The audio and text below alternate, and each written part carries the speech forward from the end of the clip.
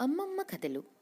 ఆ మాట వింటుంటేనే బాల్యంలో ఆరుబయట వెన్నెల్లో నులక మంచాల మీద పిల్లలు చేసే అల్లర్లు, అమ్మమ్మలు తాతయ్యలు నాన్నమ్మలు వారిని బుజ్జగిస్తూ మరిపించడానికి చెప్పే చిట్టిపొట్టి కథలు గుర్తుకు వస్తాయి కదా.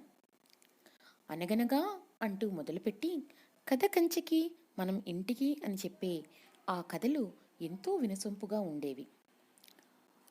ఆ కథలు వింటూ పిల్లలు హాయిగా నిద్రలోకి జారుకునేవారు.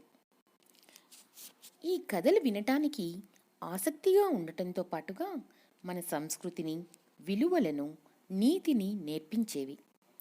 పాఠశాలలో పాఠంలా కాకుండా కథారూపంలో మనలో జీర్ణింపచేసేవాళ్ళు కదా వాళ్ళు. కానీ ఇప్పుడు ఈ యాంత్రిక జీవనంలో దూర ప్రాంతాల్లో ఉండటం వల్లో లేక సమయాభావం వల్లో ఏ ఇతర కారణాల వల్లో మన పిల్లలకి ఈ ఆనందాన్ని, విలువల్ని అందించలేకపోతున్నాం ఏమో అనిపిస్తోంది.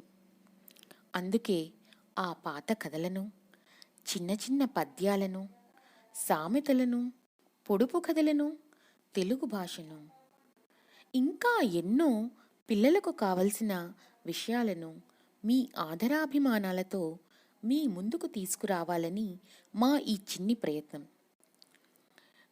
ఇప్పటిదాకా చదివి ఆనందించే మీరు ఇప్పటి నుంచి విని కూడా మమ్మల్ని ప్రోత్సహిస్తారని ఆశిస్తూ మీ అమ్మమ్మ కథలు.